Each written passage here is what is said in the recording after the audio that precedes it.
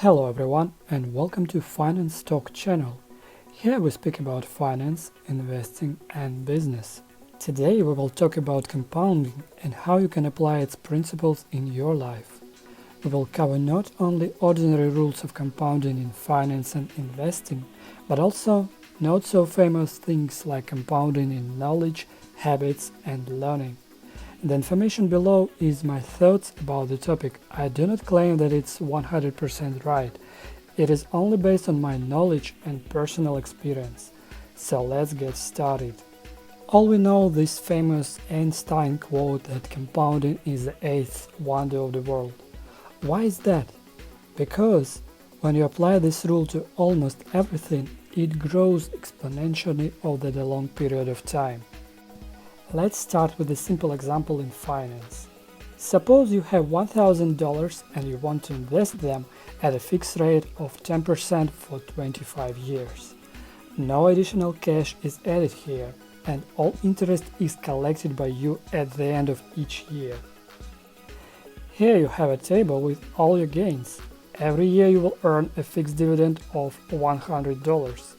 Your total dividends at the end will be $2,500. The total sum will be $3,500, 1,000 plus $2,500. But what changes if you apply compound interest?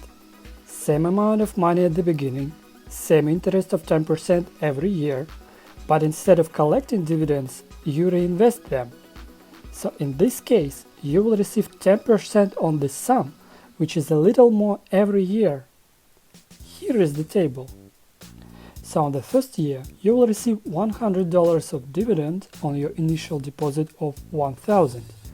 But then, next year, you will add this sum to your initial deposit, so you will earn 10% of $1,100, and so on. So using the compound interest, in the end you will receive $10,834.71 instead of $3,500 in the first case. The result is quite different, right? There are three variables in this quotation: the initial sum of money or point where you start, the percent which you get every year over the period of time, and the period itself. If some of these variables change, your final result can change dramatically. Let's now see how this rule is applied in a startup or stock investing. Suppose you would like to invest $1 million in a startup for a 30% stake. The company now earns $1 million in annual profit. You project that the company will become 10 times bigger in the next 10 years, so if everything goes right, the company will earn $10 million after 10 years of investing. So your $1 million will become more than $2.3 million in annual profit after 10 years. And in total, after 10 years, you will earn more than $10.4 million, which is 10 times more than your initial investment. This equals to more than 25% interest rate on your capital, as if you were reinvested your dividends back to the business. Now let's see how this method of compounding is applied in learning and getting more knowledge. Here I will bring you the analogy from the programming, when the software engineer writes the code using machine learning and complicated algorithms. To put it simple, in every iteration the model is getting the feedback which result is right or wrong. Then it uses the data in the next calculation to improve the result. At first, the percentage of right answer is low, but over the time it improves by a small percentage and eventually goes to 90–95% or even more. This is also true about us humans when we use the compound rule in learning.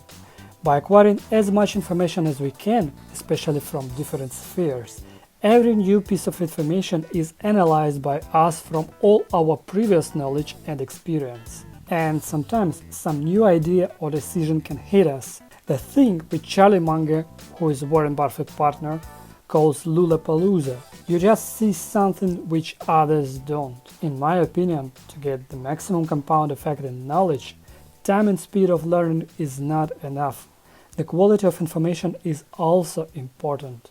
So if the information is not proven and you do not fully understand that, it can damage your future decisions and results, because all your conclusions and learning will be based on this small unproven fact, which plays its small but very significant role. Speaking about habits, I think they also have a compound effect. Even doing a little thing like 20 push-ups every day for a long period of time will radically change your life over time. Why? Because they make you 10% or 1% stronger this day and 1% stronger the next day, etc. etc. Here is another example. Experts in air navigation have a rule of thumb known as the 1 in 60 rule. It states that for every 1 degree a plane veers off its course, it misses its target destination by 1 mile for every 60 miles you fly. This means the more you travel, the more you are from your destination. If you are off course by just 1 degree, after 1 foot you'll miss the target by 0.2 inches. Trivial, right?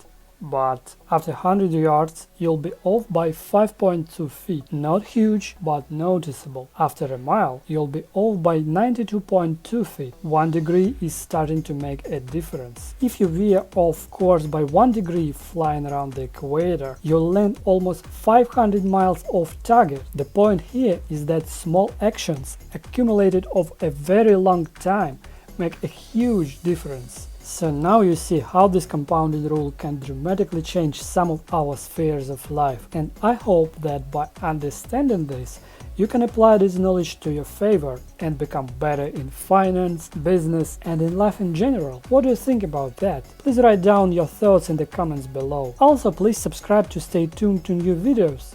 Bye!